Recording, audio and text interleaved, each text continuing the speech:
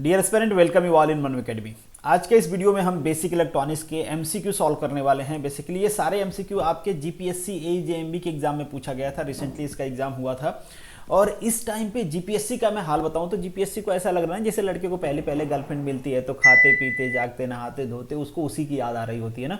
Same चीज GPSC के साथ भी हो रहा है। जीपीएससी को अब बेसिक इलेक्ट्रॉनिक्स से इतना प्यार हो गया कि जो भी एग्जाम्स हो रहे हैं वहां पे काफी ज्यादा क्वेश्चन पूछा जा रहा है as comparison to syllabus.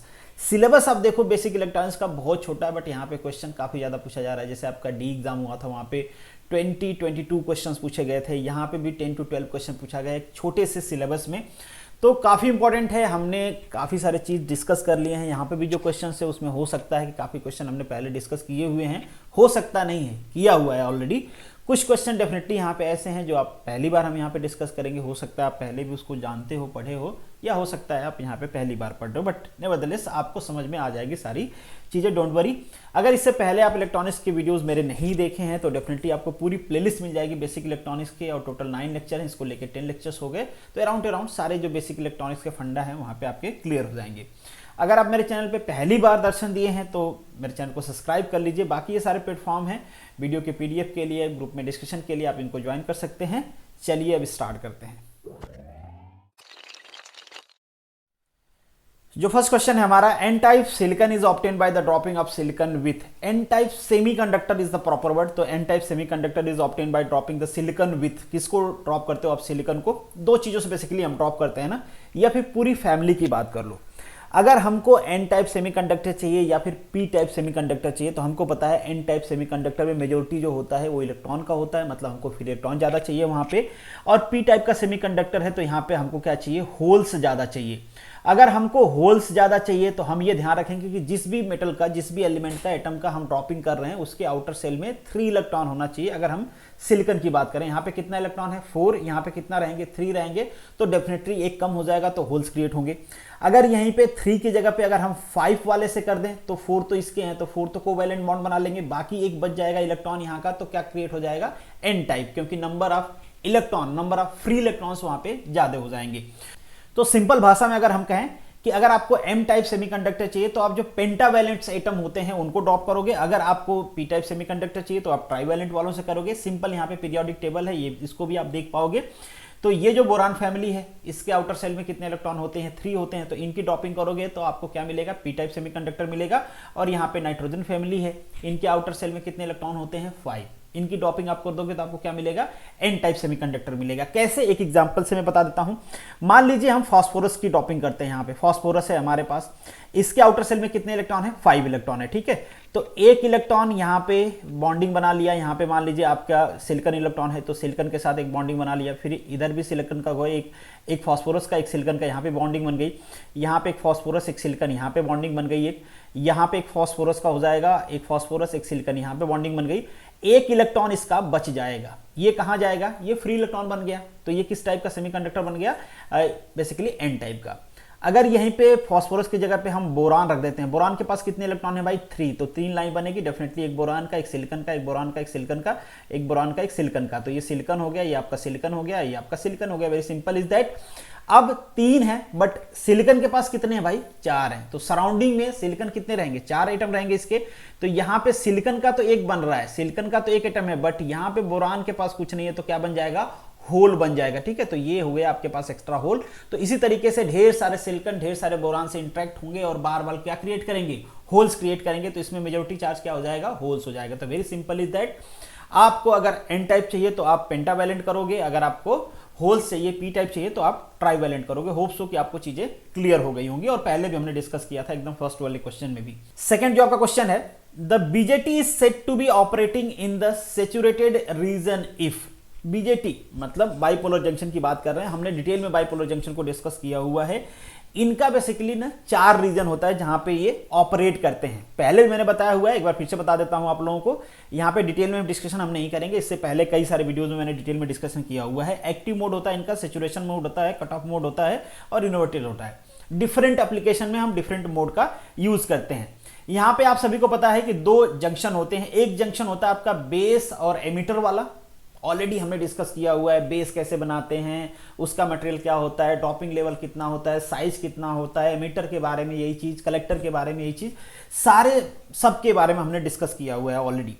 Base और जो आपका कलेक्टर जंक्शन होता है, ये बेसिकली ये देखो हमेशा क्या रहेगा, फॉरवर्ड बायसिंग में रहेगा। अब यहाँ पे आपको डिपेंड करना है, अगर ये रिवर्स बायसिंग कर दोगे तो वो एक्टिव मोड में होगा। ऑलरेडी हमने डिस्कस किया हुआ है कहाँ पे इसका यूज होता है, किस तरीके से इसमें करंट फ्लो करती है, कैसे हम कनेक्शन करते हैं, सारी चीज हमने डिस्कस किया है।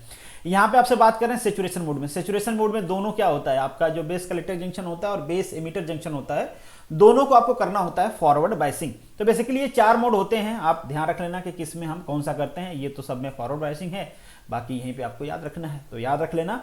और समझना है तो पीछे के वीडियो आपको देखने हैं, ऑलरेडी हमने डिस्कशन किया हुआ है। थर्ड क्वेश्चन है, ये क्वेश्चन थोड़ा सा मैंने इससे पहले शायद डिस्कस नहीं किया हुआ है इस टाइप का question, the relation between the mobility. हालांकि क्वेश्चन सिंपल सा ही है, और ड्रिफ्ट वेलोसिटी, इलेक्ट्रिक फील्ड, इन तीनों में रिलेशन पूछा है आपसे। अब आप में से कुछ लोगों को हो सकता है पता है, कुछ लोगों को नहीं पता है कि मोबिलिटी क्या होती है, ड्रिफ्ट वेलोसिटी क्या होती है, इलेक्ट्रिक फील्ड होप सो सभी को पता होगा, इलेक्ट्रिक फील्ड में किसी को डाउट नहीं है। मोबिलिटी बेसिकली जो हमारा मटेरियल है ना, उसकी एबिलिटी होती है कि वो इलेक्ट्रॉन को किस तरीके से मूव कर सकता है, हम अगर इलेक्ट्रिक फील्ड अप्लाई करें। वेरी सिंपल तरीके से आप सोचो तो हमारे पास सपोज कर लीजिए कि तीन अलग अलग मटेरियल हैं। अब तीनों में हम same amount of electric field मान लीजिए अप्लाई कर देते हैं, या पोटेंशियल लगाते हैं, भाई पोटेंशियल लगाते हैं, इलेक्ट्रिक फील्ड जनरेट होगी। तो मान लेते हैं कि सब में हमने क्या किया, same amount of electric field same magnitude का लगा दिया। तो क्या यहां पे जो मोशन मिलेगा इलेक्ट्रॉन को, आप सभी को पता है कि इलेक्ट्रॉन फोर्स फील करता है opposite to the direction of electric field. मतलब इलेक्ट्रिक फील्ड का जिधर डायरेक्शन होगा, आपका इलेक्ट्रॉन उसके अपोजिट डायरेक्शन में फोर्स फील करेगा और मूव करेगा तो उसके पास एक वेलोसिटी होगी, और उसी वेलोसिटी को हम कहते हैं drift velocity. Very simple is that ना। तो यहां पे जब अपोजिट डायरेक्शन में ये मूव कर रहा है, क्यों मूव कर रहा है, क्योंकि हमने इलेक्ट्रिक फील्ड लगाया हुआ है। अब 3 डिफरेंट मटेरियल हैं, तो क्या आप कह सकते हो कि अगर सेम मैग्नीट्यूड के इलेक्ट्रिक फील्ड है तो तीनों में इलेक्ट्रॉन का जो मोशन होगा या उसकी जो वेलोसिटी होगी, ड्रिफ्ट वेलोसिटी जो होगी वो सेम होगी? तो जवाब होगा कि नहीं, क्योंकि हर मटेरियल का स्ट्रक्चर अलग है, हर मटेरियल की बॉन्डिंग अलग टाइप की है। तो आप कैसे कह सकते हो, बहुत सारी चीजों पे डिपेंड करेगी इलेक्ट्रॉन का मोशन, ऐसा तो नहीं केवल इलेक्ट्रिक फील्ड पे डिपेंड करेगा। तो हर मटेरियल में वो जो इलेक्ट्रॉन की वेलोसिटी होगी वो अलग होगी, इसीलिए हम कहते हैं कि ये मटेरियल की प्रॉपर्टी है कि इलेक्ट्रिक फील्ड अप्लाई करने के बाद इलेक्ट्रॉन का जो मोशन होगा वो कैसा होगा। ठीक है, तो होप सो कि समझ में आ गया होगा कि मोबिलिटी क्या है। अब इसको सॉल्व करने के लिए एक छोटा सा फॉर्मूला हम डिराइव करने की कोशिश करेंगे। यहाँ पे आप सभी को पता होगा ना, फर्स्ट इक्वेशन ऑफ मोशन क्या हमने पढ़ा हुआ है, that is v equal to u plus a t पढ़ा हुआ है सारा। ठीक है, अब यहाँ पे v क्या है, फाइनल वेलोसिटी होता है, u इनिशियल वेलोसिटी होता है, a एक्सेलरेशन होता है, t टाइम होता है। सिंपल, ये सारी टर्मिनोलॉजी आप लोगों को पता है। अब देखो, अगर कोई मटेरियल है, वहां पे अगर हमने कोई इलेक्ट्रिक फील्ड नहीं लगाया है, तो क्या हमारा जो इलेक्ट्रॉन है उसका कुछ इनिशियल मोशन होगा? तो बिल्कुल बात सही है, होगा। बट ध्यान रहे कि ये जो वेलोसिटी है ये वेक्टर क्वांटिटी होती है, और इनिशियल मोशन जो होता है बिना इलेक्ट्रिक फील्ड अप्लाई किए हुए, वो जो इलेक्ट्रॉन मूव करता है वो रैंडमली मूव करता है ना, रैंडम मूव करता है। यहां गया, यहां टक्कर मारा, वापस आया, फिर टक्कर मारा, फिर आधा वापस आया, फिर टक्कर मारा, फिर इस तरीके से इलेक्ट्रॉन रैंडम मोशन में मूव करता रहता है। ये मोशन क्यों होता है? Due to the thermal energy. उसको क्या मिलती है? थर्मल एनर्जी मिलती है, जिसकी वजह से वो रैंडमली मूव कर रहा होता है। ठीक है, तो इसके पास कोई रिजल्टेंट, हम ये कह सकते हैं कि कोई रिजल्टेंट मोशन नहीं होता है। ये मूव करता रहता है, पोजीशन अपने एक्वायर करता रहता है, मूव करता रहता है, एक्वायर करता रहता है। जैसे ही हम इस पे इलेक्ट्रिक फील्ड लगाते हैं, मान लीजिए इस डायरेक्शन में लगाए, तो अब इसके पास रिजल्टेंट वेलोसिटी मिल जाती है, जो कि एक पर्टिकुलर डायरेक्शन में होती है, कि अब वो एक डायरेक्शन में मूव कर सकता है। पहले जैसे नहीं कि मूव करेगा वापस आएगा टक्कर मार के, इस तरीके से नहीं होगा। ठीक है, तो ये मूव कर सकता है। तो हम ये कह सकते हैं कि जो इनिशियल वेलोसिटी थी विदाउट इलेक्ट्रिक फील्ड, वो क्या है? 0 है, और इसको हम कह देते हैं this is the drift velocity. और यहां पे एक्सेलरेशन कितना होगा? अब ये मूव कर रहा था, एक्सेलरेशन कितना होगा? एक्सेलरेशन इक्वल टू होता है force divided by mass of electron हो जाएगा, मल्टीप्लाई टी हो जाएगा। ठीक है, तो वीडी इक्वल टू हम क्या लिख सकते हैं? फोर्स कितना लगेगा भाई? Force electron charge plus electric field जितना आपने लगाया वही तो फोर्स लगेगा, E mass of electron multiply T. अब यहां पे ये जो क्वांटिटी आपको नजर आ रही है ना, ये वाली क्वांटिटी, इस पूरे क्वांटिटी को ही हम क्या कहते हैं? मोबिलिटी कहते हैं। ठीक है, और इसको हम म्यू से दिखाते हैं, तो वीडी इक्वल टू हो जाएगा म्यू मल्टीप्लाई ई। ठीक है, ये रिलेशन होता है बेसिकली। और यहां पे जो आपका म्यू है, म्यू इक्वल टू होता है, ये ई है electron charge, T divided by mass of electron. ठीक है, तो ये होती है आपकी मोबिलिटी। तो होप सो रिलेशन आपको पता चल गया होगा। वी डी यहाँ पे क्या है, ड्रिफ्ट वेलोसिटी है जिसको यहाँ पे वी से दिखाया गया है। ई क्या है, इलेक्ट्रिक फील्ड है जिसको यहाँ पे साई से दिखाया गया, हालांकि हो सकता है वो ई रहा हो, मैं गलती से साई लिख दिया हूँ। और म्यू क्या है, मोबिलिटी है जिसे मैं म्यू से ही दिखा रहा हूं। तो यहां पे जो आपका ऑप्शन हो जाएगा दैट इज सी। अब कुछ और चीजें आपको जानना चाहिए, मे बी इस टाइप का भी क्वेश्चन पूछ ले। अब आप सोच के देखो कि अगर मोबिलिटी बढ़ती है तो कंडक्टिविटी हमारे मटेरियल की बढ़ेगी कि घटेगी? बिल्कुल, इलेक्ट्रॉन की मोबिलिटी बढ़ती। भाई इलेक्ट्रॉन ही बेसिकली, इलेक्ट्रॉन की वजह से ही कंडक्शन होता है। तो अगर मोबिलिटी बढ़ती है, इलेक्ट्रॉन मतलब तेजी से मूव कर रहा है, दैट्स मीन की कंडक्टिविटी उसकी क्या हो जाएगी, बढ़ेगी। अगर वीडी मतलब ड्रिफ्ट वेलोसिटी बढ़ती है, इसका मतलब क्या है कि मोबिलिटी बढ़ेगी। देखो डायरेक्टली प्रोपोर्शनल है ना भाई, यहाँ पे VD is directly proportional to आप कह सकते हो म्यू। अगर हम कांस्टेंट इलेक्ट्रिक फील्ड की बात करें कि कांस्टेंट अमाउंट में कांस्टेंट मैग्नीट्यूड का इलेक्ट्रिक फील्ड लगाया गया है, उस टाइम पे क्या होगा, VD is proportional to mu होगा। तो हम ये कह सकते हैं कि अगर आपका वीडी बढ़ता है, म्यू बढ़ता है, जिसकी वजह से कंडक्टिविटी बढ़ती है। ये सारी चीजें, ये सारे चीज आप इस रिलेशन से फाइंड आउट कर सकते हो। जो क्वेश्चन नंबर 4 है ये है about leakage current. Leakage current पे मैंने पूरी एक वीडियो डिस्कस किया हुआ है, आई थिंक लेक्चर नंबर 7 या 8 होगा, जिसमें हमने केवल और केवल लीकेज करंट को डिस्कस किया हुआ है, क्या होता है, कैसा रिलेशन होता है, अल्फा बीटा, सारा चीज हमने वहां पे डिस्कस किया हुआ है। आप सभी को पता है कि जो लीकेज करंट होती है that is due to the minority charge carrier. ठीक है, माइनॉरिटी चार्ज कैरियर बेसिकली क्या वो इलेक्ट्रिक फील्ड से इंफ्लुएंस होते हैं? जी नहीं। वो कैसे होते हैं? Due to the temperature. तो स्टार्टिंग में अगर टेम्परेचर बहुत ज्यादा कम होता है तो बहुत ज्यादा उनके ऊपर फर्क पड़ता नहीं है, बट टेम्परेचर अगर मान लीजिए बढ़ता है, जैसे जैसे टेम्परेचर बढ़ते जाता है तो उसकी वैल्यू भी बढ़ती जाती है, स्टिल उसकी वैल्यू नैनो से माइक्रो तक ही होती है, काफी कम होता है। खैर यहां पे हम ये कह सकते हैं कि अराउंड 7 to 10 डिग्री के बीच में इसकी वैल्यू क्या हो जाती है, डबल हो जाती है। तो ज्यादा अप्रोप्रिएट ऑप्शन यहां पे क्या होगा, आपका बी होगा।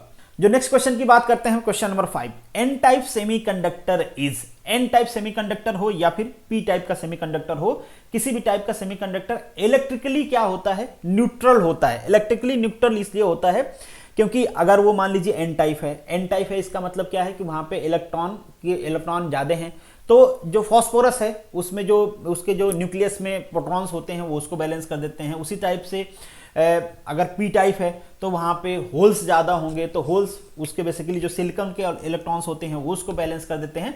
तो इस तरीके से ये बैलेंस रहता है, इलेक्ट्रिकली ये बैलेंस होता है। ठीक है, चार्ज करियर भले मेजोरिटी में आपके इलेक्ट्रॉन्स हों या फिर आपके होल्स हों, बट इलेक्ट्रिकली ये क्या होता है, बैलेंस्ड होता है। तो यहां पे ऑप्शन क्या हो जाएगा, आपका डी हो जाएगा। क्वेश्चन नंबर 6 आपका, the value of voltage V not पूछा गया आपसे, मतलब आउटपुट वोल्टेज पूछा गया है। यहां पे आपको नजर आ रहा होगा ना, ये देख के आपको पता चल रहा होगा कि ये जेनर डायोड का सिंबल है, बेसिकली जेनर डायोड यहां पे लगाया गया है। और यहां पे एक आप ये कह सकते हो कि वोल्ट मीटर लगा गया है ना, कि जेनर डायोड के पास में अगर हमने एक वोल्ट मीटर लगा दिया तो मेजर करना है कि यहाँ पे वोल्टेज क्या होगा, पोटेंशियल डिफरेंस क्या होगा। वेरी सिंपल इज दैट, यही चीज आपको यहाँ पे फाइंड आउट करना है। तो आप सभी को पता है कि जेनर डायोड जितना यहाँ पे मेंशन किया गया है ना, ये बेसिकली होता है इसका ब्रेकडाउन वोल्टेज। आप सभी को पता है कि जेनर डायोड रिवर्स बायसिंग में वर्क करता है। रिवर्स बायसिंग में हम वोल्टेज को बढ़ाते जाते हैं और एक बार ब्रेकडाउन हो जाता है, उसके बाद उसमें करंट फ्लो करना स्टार्ट कर देती है। जब तक ब्रेकडाउन नहीं होगा वहां पे करंट की वैल्यू अराउंड टू अराउंड बहुत कम होती है, जीरो के आसपास होती है। ठीक है, अब फॉरवर्ड बायसिंग में हमने अलग से डिस्कस किया हुआ था, जेनर डायोड या अवलांचे ब्रेकडाउन, ये सारी चीजें हमने अलग से डिस्कस किया हुआ है। होप सो कि आपने वो वीडियो देखे होंगे। अब यहां पे जो वोल्टेज है आपका, जो जेनर डायोड का ब्रेकडाउन वोल्टेज है, उससे ज्यादा है या कम है? उससे ज्यादा है, बिल्कुल ज्यादा है। जब इससे ज्यादा है दैट्स मीन कि यहां पे क्या होगा, डेफिनेटली करंट फ्लो करेगी, इसका ब्रेकडाउन हो गया है। अगर मान लीजिए कि ये जो वोल्टेज 30 है, अगर ये वोल्टेज 7 होता या फिर आप कह सकते हो कि लेस देन 10 होता ना, ये वोल्टेज लेस देन 10 होगा, तो क्या यहां पे कोई करंट फ्लो करती? कोई करंट फ्लो नहीं करती। क्यों नहीं फ्लो करती? उस टाइम पे सर्किट ऑफ मोड में रहती, इसका ऑपरेशन होता ही नहीं। ये ग्राफ मैं आपको दिखा रहा हूं, इससे पहले मैंने आपको एक ग्राफ दिखाया था, आपको समझ में आएगा। देखिए यहां से यहां तक क्या होता है, बेसिकली आपका वोल्टेज बढ़ता रहता है, वोल्टेज बढ़ाते रहते हो, बट करंट फ्लो नहीं करती है क्योंकि ये ऑफ मोड में होता है, ब्रेकडाउन नहीं हुआ रहता है। जैसे ही ब्रेकडाउन होता है आपकी करंट बढ़ जाती है, वोल्टेज में बहुत माइनर चेंज होता है, या फिर आप कह सकते हो कि ये टेंस टू कांस्टेंट रहता है once achieve the breakdown voltage. तो यहां पे जेनर डायोड का ब्रेकडाउन वोल्टेज कितना है, 10 है, तो डेफिनेटली ये 10 वोल्ट रहेगा या 10 वोल्ट से थोड़ा सा ज्यादा रहेगा। तो एप्रोप्रिएट कौन सा लें, क्योंकि ऑप्शन में आपका 10 भी है, 10.7 भी है, तो एप्रोप्रिएट ऑप्शन होगा कि जितना ब्रेकडाउन वोल्टेज है उससे थोड़ा ज्यादा होगा, क्योंकि ये लाइन देखो ना, थोड़ा सा बेंड हो रही है लाइन, और थोड़ा सा ज्यादा वोल्टेज अचीव होता है। यहां पे ऐसा नहीं कि केवल करंट बढ़ती रहती है, वोल्टेज नहीं बढ़ता है, बढ़ता है बट बहुत मामूली सा बढ़ता है, क्योंकि ब्रेकडाउन हो गया रहता है। तो 10.7 जो है ना ये ज्यादा अप्रोप्रिएट ऑप्शन है। बट एक चीज ध्यान रहे, कभी कभी ये भी क्वेश्चन पूछता है कि आपको जो जनरल डायोड दिया गया है उससे कम वोल्टेज यहाँ पे लगाया गया रहेगा, उस टाइम पे आपसे यहाँ पे वोल्टेज या करंट पूछ लेगा, तो यहाँ पे वोल्टेज करंट कुछ होगा? कुछ भी नहीं होगा, क्योंकि करंट फ्लो ही नहीं कर रही है। और उस टाइम पे यहाँ पे वोल्ट मीटर आप लगा दोगे तो कितना वोल्टेज ये मेजर करेगा? जितना वोल्टेज की यहाँ पे आपने बैटरी लगाया है या जितना वोल्ट की आपने यहाँ पे इनपुट दिया है वही मेजर करेगा। Very simple is that. तो कभी कभी इस टाइप के भी क्वेश्चन पूछे जाते हैं, इसका भी आपको ध्यान रखना है। क्वेश्चन नंबर 7 है, the value of the circuit will act as, यहां पे आपको एक सर्किट नजर आ रही है, ये किस तरीके से एक्ट करेगी? That is act as the high pass filter. इससे पहले हमने डिस्कस भी किया था कि आप फिल्टर का यूज कहां पे करते हो। बेसिकली फिल्टर का यूज आप सिग्नल फिल्टर के लिए करते हो ना। इससे पहले हमने पाई फिल्टर को भी डिस्कस किया हुआ था। बेसिकली जो आपका रेक्टिफायर होता है, रेक्टिफायर के बाद हम फिल्टर सर्किट का यूज करते हैं। क्यों यूज करते हैं? कि जो रिप्स होती है एसी सर्किट की उसको हम निगलेक्ट कर देते हैं, और भी कई सारे जगह पे फिल्टर का यूज होता है। बेसिकली काम क्या होता है इनका? सिग्नल फिल्टर का। अब यहां पे जो ये सर्किट लगाई गई है ना, ये जो आपको कैपेसिटर नजर आ रहा है, इस कैपेसिटर की प्रॉपर्टी कुछ ऐसी होती है कि अगर ये लो फ्रीक्वेंसी पे हो, अगर सिग्नल आपका लो फ्रीक्वेंसी पे आ रहा है, तो उस टाइम पे आप कह सकते हो कि यहां पे रेजिस्टेंस बहुत ज्यादा होता है ना। रेजिस्टेंस इतना ज्यादा होता है कि this is act like a open circuit, मतलब ये क्या करेगा? सिग्नल को पास ही नहीं होने देगा। तो अब सिग्नल को पास नहीं होने देगा, दैट्स मीन कि ये कैसे एक्ट कर रहा है? ओपन सर्किट की तरह एक्ट कर रहा है। बहुत हाई रेजिस्टेंस है यहाँ पे, धीरे धीरे ये चार्ज होना स्टार्ट हो जाएगा, और जब हाई फ्रीक्वेंसी का सिग्नल आएगा उस टाइम पे सडनली एक ऐसा पॉइंट आएगा जो इसका कट ऑफ पॉइंट होता है। उस कट ऑफ पॉइंट पे ये क्या करेगा? इसकी प्रॉपर्टी ऐसी है कि सडनली इसका जो रेजिस्टेंस है ना, जो कि कुछ टाइम पहले लो फ्रीक्वेंसी सिग्नल पे बहुत ज्यादा था, वो बहुत ही कम हो जाएगा, और आप एक कह सकते हो कि ये suddenly act like a short circuit की, मतलब अब इसको शॉर्ट सर्किट कर दिया गया है। कोई रेजिस्टेंस ही ऑफर ही नहीं कर रहा है, जो भी सिग्नल आ रहा है अपने मर्जी से जा रहा है। कुछ इस टाइप का इसका बिहेवियर होता है। तो इस टाइप के बिहेवियर को हम क्या कहते हैं? हाई पास फिल्टर कहते हैं। तो फिल्टर थोड़ा सा पढ़ लेना, क्योंकि ये बहुत ही ब्रॉडर वे में क्वेश्चंस अब यहाँ पे पूछे जा रहे हैं। काफी सारी चीजें मैंने कवर किया हुआ है, जो सिलेबस में आपको दिया है मोस्टली मैंने कवर कर दिया है। बट अब सिलेबस के ब्रांच बना के, उसके ब्रांच बना के ये क्वेश्चन पूछ रहे हैं, क्योंकि आगे जो कुछ क्वेश्चन हैं वो कुछ इसी टाइप के हैं कि आपसे आरसी सर्किट में भी क्वेश्चन पूछे गए हैं, आपके एलसी सर्किट में भी क्वेश्चन पूछे गए हैं। तो इस टाइप के क्वेश्चन पूछे जा रहे हैं, तो होप सो आप जितना कर सकते हो उतना करते रहिए। क्वेश्चन नंबर 8 है, the rise time of given circuit will be. यहाँ पे एक सर्किट दिया गया है, इसके लिए राइज टाइम पूछा गया। राइज टाइम जैसा कि नाम है वैसे की मीनिंग है कि वैल्यू जब राइज करते हुए मैक्सिमम पहुंच जाए तो उसे हम कहते हैं राइज टाइम। तो डेफिनेटली जब राइज कर रहा है तो उसमें टाइम तो लगेगा। कितने टाइम में वो मैक्सिमम पर पहुंचा, वही आपसे पूछा जा रहा है यहाँ पे। तो राइज टाइम की एक वैल्यू होती है आरसी सर्किट के लिए, जैसे ये आर है यहाँ पे और ये सी है, तो आरसी सर्किट बन गई। तो आरसी सर्किट के लिए जो राइज टाइम होता है that is approximately 2.2 R into C, ये वैल्यू होती है इसकी। तो 2.2 कर देते हैं। आर की वैल्यू आपको दिया गया है 1 10 to the power 3 multiply 1 into 10 to the power -6, तो ये से ये कैंसिल आउट हो जाएगा। दैट्स मीन कि 2.2 10 टू द पावर -3 हो जाएगा। तो इसे हम क्या लिख सकते हैं? मिली सेकेंड लिख सकते हैं ना। तो 2.2 मिली सेकेंड हो जाएगा। तो ऑप्शन हो जाएगा यहाँ पे आपका डी। क्वेश्चन नंबर 9 है, common base transistor act as. Common base का मतलब यहां पे क्या है कि आपने बेस को क्या कर दिया है? ग्राउंड कर दिया है ना। बेसिकली इसका यूज हम करते हैं करंट बफर की तरह या फिर वोल्टेज एम्पलीफायर की तरह यूज करते हैं। एक चीज और आपको समझना है यहाँ पे कि इससे पहले जब हम बीजेटी हमने डिस्कस किया हुआ था, तो वहां पे आपने देखा था कि मैंने आपको बताया था कि जो वहां पे मेजॉरिटी ऑफ करंट होती है that is not due to the external voltage. यहां पे जो आप एक्सटर्नल वोल्टेज लगा रहे हो इसके वजह से नहीं हो रही। एक्सटर्नल वोल्टेज हम वहां पे क्यों अप्लाई करते हैं? कि जो हमारे पास बैरियर बन गया है उस बैरियर को ब्रेक डाउन करने के लिए ना।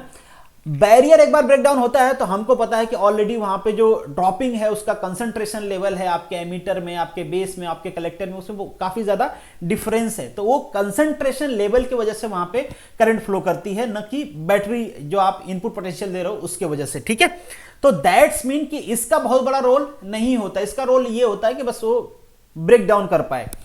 तो इस टाइप के सिस्टम को हम क्या कहेंगे? That is current control, current source, क्योंकि यहां पे इनपुट वोल्टेज का कोई खास रोल नहीं होता है। तो ऑप्शन आपका जो होगा यहां पे डी होगा। नेक्स्ट जो का क्वेश्चन है, as temperature increases the beta value of VJT। इसके पहले मैंने आपको बताया कि ऑलरेडी हमने डिस्कस किया हुआ है। बीटा आप सभी को पता है, बीटा क्या होता है? बीटा इज इक्वल टू होता है IC collector current divided by the base current. उसी तरीके से अल्फा की वैल्यू भी आप सभी को पता है, collector current by emitter current. अब यहाँ पे पूछा जा रहा है आपसे बीटा के बारे में, अगर टेम्परेचर को इंक्रीज किया जाता है, टेम्परेचर को इंक्रीज किया जाएगा तो जो कलेक्टर करंट होगी वो क्या हो जाएगी, इंक्रीज करेगी। कलेक्टर करंट इंक्रीज करेगी तो डेफिनेटली बीटा की वैल्यू क्या होगी, इंक्रीज करेगी। अब कलेक्टर करंट क्यों इंक्रीज करेगी, कौन सी करंट डिपेंड करती है टेम्परेचर पे भैया, इससे पहले ही मैंने आपको बताया था और डिटेल में डिस्कस भी किया हुआ है, तो आप जरूर देखना अगर फंडामेंटल आप जानना चाहते हो तो। अभी के लिए यहाँ का ऑप्शन हो जाएगा आपका बी। क्वेश्चन नंबर 11 है, इन इंट्रिंसिक सेमीकंडक्टर, इंट्रिंसिक मतलब होता है प्योर, प्योर मतलब वहां पे ड्रॉपिंग नहीं किया गया है ना, ड्रॉपिंग या फिर हम कहते हैं इंप्योरिटी, ठीक है, तो ड्रॉपिंग नहीं किया गया है। अगर ड्रॉपिंग नहीं किया गया किसी सेमीकंडक्टर में, इसका सिंपल सा मतलब ये होता है कि जो आपके होल्स हैं वैलेंस बॉन्ड में, that is equal to the electrons in conduction bond, ठीक है। अब यहां पे जब दोनों सेम है भाई, तो जो फर्मी लेवल बनेगा वो कहां पे बनेगा, दोनों के बीच में बनेगा, वेरी सिंपल इज दैट। तो यहां पे डायग्राम भी आपको नजर आ रहा होगा, ये बनेगा, ये आपका कंडक्शन, ये आपका वैलेंस बॉन्ड, ठीक है, तो दोनों के बीच में बनेगा, दैट्स मीन कि option C, centre of the forbidden energy bond.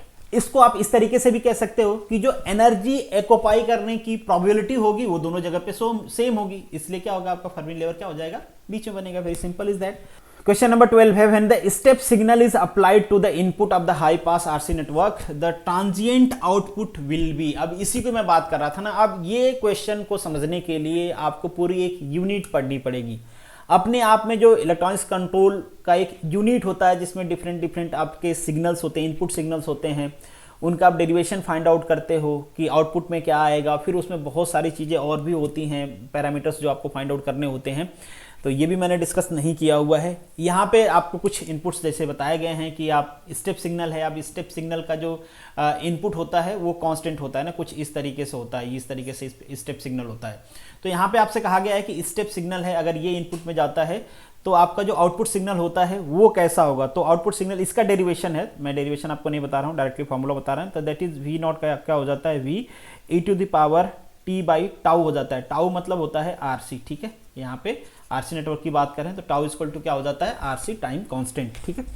अब ये कैसा होता है, ये होता है एक्सपोनेंशियल डिक्रीजिंग, ठीक है, ये होता है आपका एक्सपोनेंशियल डिक्रीजिंग कुछ इस तरीके से, तो दैट इज द इम्पल्स, ठीक है। तो ऑप्शन यहाँ पे क्या है, सी करेक्ट है। अब यहाँ पे आपको मेरा एक सजेशन भी होगा कि आपको घबरा नहीं जाना कि यार ये क्वेश्चन कहाँ से पढ़ रहे हैं, अब कहाँ से पूछा जा रहा है, मैं सारा कैसे पढ़ूं।